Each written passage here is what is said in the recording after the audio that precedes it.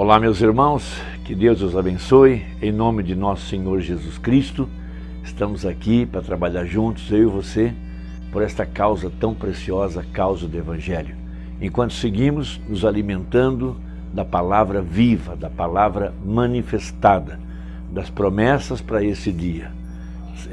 Temos aprendido com a mensagem do Mombrana que esse dia foi profetizado por todos os profetas a partir de Samuel, quando ele escreveu o livro de Ruth, quando ele escreveu os primeiros capítulos, ele estava dando a nós a luz para esta hora. A Bíblia fala, antes que a última lâmpada do tabernáculo se apagasse. Então Deus levantou um profeta, esse profeta foi Samuel.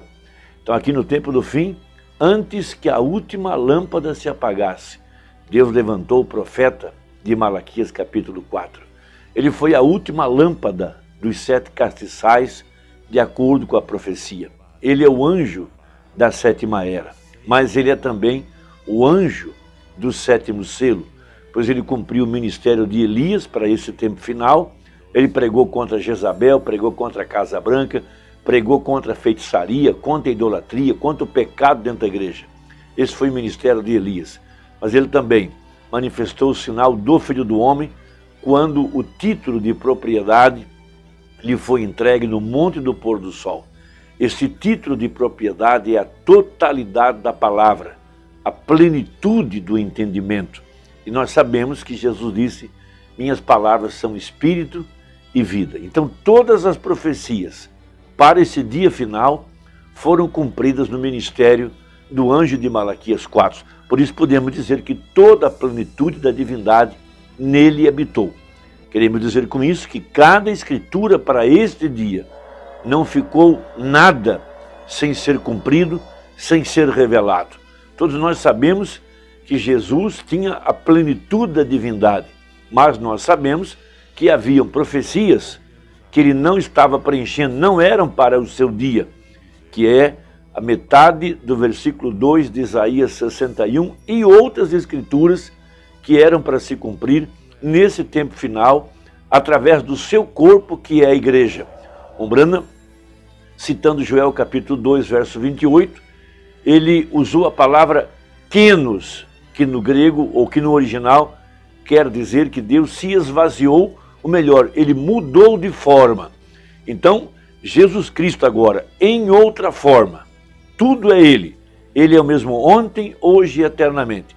Então ele agora, em outra forma, na forma de sua igreja. Por isso o mistério estava em Adão e Eva, quando Adão disse para Eva, tu és carne da minha carne, ossos dos meus ossos. Em outras palavras, você é eu, em outra forma. A igreja agora é Jesus Cristo em outra forma. Ela é o tabernáculo do Deus vivente, o templo aonde está habitando a glória de Deus. Então, nós estamos trabalhando pela fé de arrebatamento.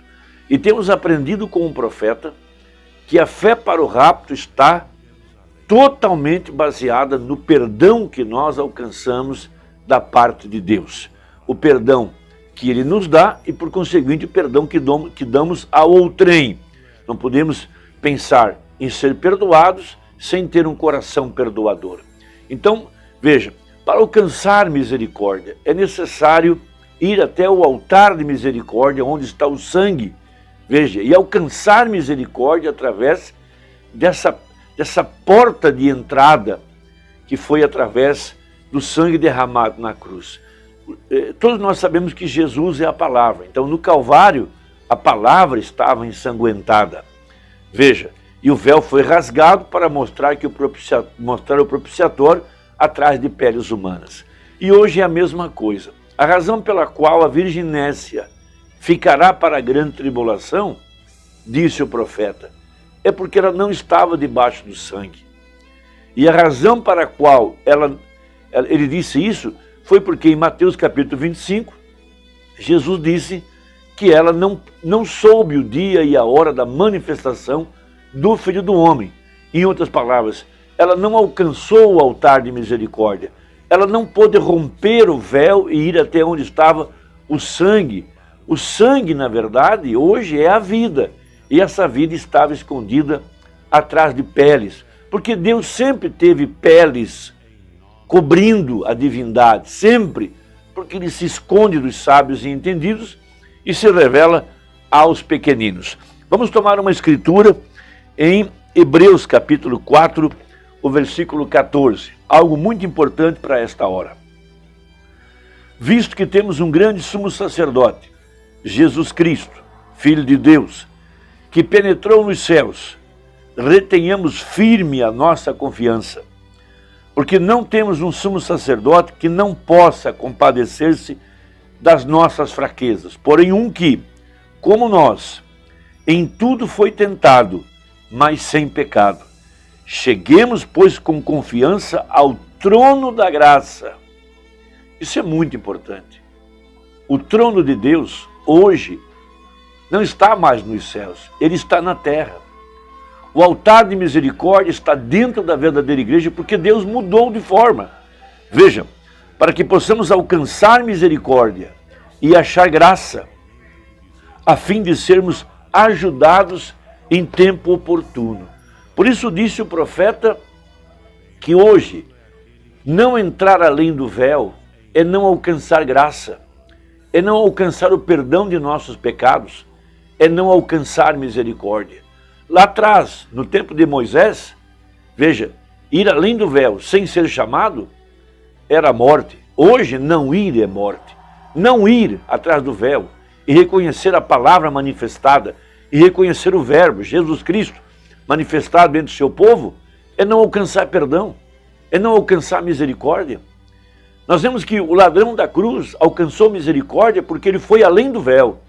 E ele chegou-se até onde estava o trono de misericórdia no Calvário. Ali estava Deus, Ele mesmo, ensanguentado. Então o ladrão da cruz teve o véu rasgado, o véu do seu entendimento, e ele alcançou misericórdia. A mulher do poço também, ela teve o véu do seu entendimento rasgado, e ela pôde ir além do véu e encontrar misericórdia. Deus no passado havia se revelado a Moisés. Moisés viu um homem de costas. Veja, Moisés viu o altar de misericórdia. Veja, e essa mesma pele humana estava cobrindo Deus na cruz. E agora, através do seu corpo, que é a igreja. A mensagem Cristo, mistério de Deus revelado. Umbanda mostra que Deus mudou de forma. Sua forma hoje está na forma de noiva, na forma de igreja. Então, Umbanda, na mensagem, o poderoso Deus desvelado perante nós. Veja, ele conta uma pequena historinha de uma criança que estava amedrontada numa noite de tempestade, os raios estavam violentos, o vento estava violento, os trovões estavam violentos, e ele estava com medo. Então a mamãe disse para que ele subisse ao andar de cima e ficasse lá, deitado. Mas ele foi, então debaixo das cobertas, ele viu os relâmpagos, os trovões, ele estava com medo. E a mamãe quis consolá-lo, dizendo para que ele ficasse tranquilo, porque Deus estava guardando a casa, guardando a família. Ele disse, mas mamãe, eu quero um Deus que tenha peles. Veja, um Deus que tenha pele. Isso é algo muito grande. O Romano não está apenas contando uma história para ilustrar, ele está abrindo um mistério. Um Deus que tem peles.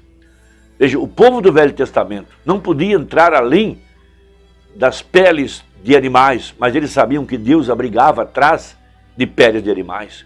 E hoje a verdadeira igreja precisa ter os seus olhos abertos para ver Deus velado atrás de peles outra vez. Então, diz o profeta, mas agora, como sempre, o véu de pele é o que apanha as tradições.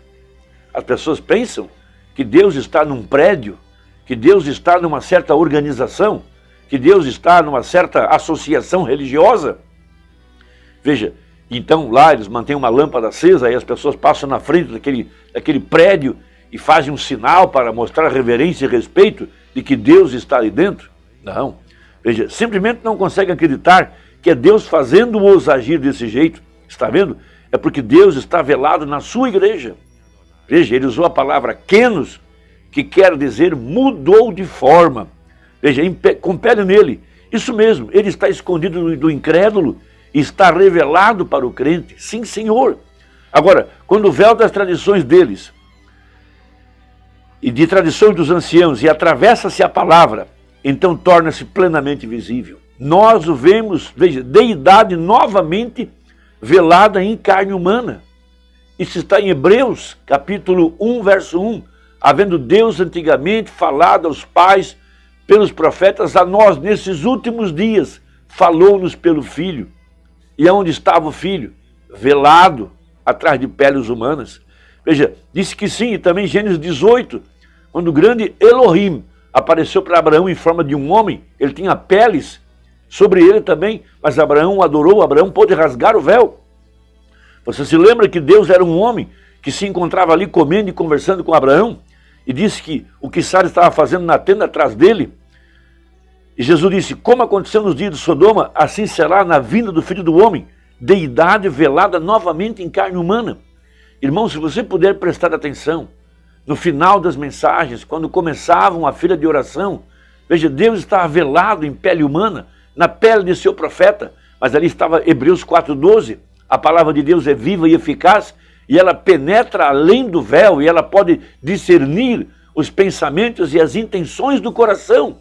Veja, Deus estava revelando-se continuamente, culto após culto, atrás da pele humana de seu profeta, mas o povo não pôde ver. Irmão, não fique além do véu, entre além do véu, porque se você não puder ver a Jesus Cristo manifestado, você vai se enquadrar em Mateus 25, enquadrar-se na virginécia, quando Jesus disse, vigiai, pois vocês não sabem, quem? A virginécia, o dia e a hora em que o Filho do Homem há de se manifestar, e não podendo receber essa revelação, não podendo ir além do véu, não pode alcançar a misericórdia, não pode chegar até o trono de graça, não pode alcançar o perdão, não pode alcançar fé perfeita, não pode alcançar a fé para o rapto. Então não se trata apenas de um conhecimento, trata-se de vida eterna, trata-se de fé para o arrebatamento. Agora lembre-se, Jesus não disse quando o Filho de Deus estiver se manifestando. Em Lucas 17, ele disse, e quando o Filho do Homem estiver se manifestando. Filho de Deus foi o Espírito Santo durante as eras, foi o Espírito Santo em porções, era apenas o penhor, mas aqui no tempo do fim foi prometido que Deus se derramaria em plenitude, ou seja, Deus mudaria de forma e viria na forma de Filho do Homem. Veja, o Filho do Homem de volta na igreja, revelado em seres humanos, não Filho de Deus, mas o Filho do Homem novamente de volta na sua igreja nos últimos dias. Vemos que ele prometeu isso nas promessas de Deus.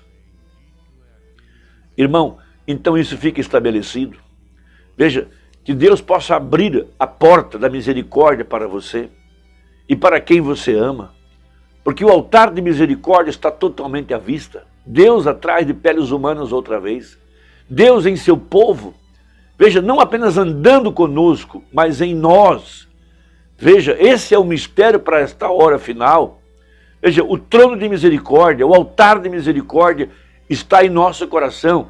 Ali veja, está a palavra aplicada, a palavra ensanguentada, a palavra para este dia. Então, fé para o rapto está baseada no perdão. Veja, a virginécia, repetindo, ela não alcançou misericórdia. E por não estar debaixo do sangue, foi para a grande tribulação. Então isso não se trata de apenas uma mensagem qualquer, de um conhecimento qualquer. Implica em alcançar a fé para o rapto. Meu irmão, que Deus te abençoe. Se ajudou, compartilhe com quem você ama. E até a próxima, se Deus quiser, em nome de Jesus Cristo. Amém.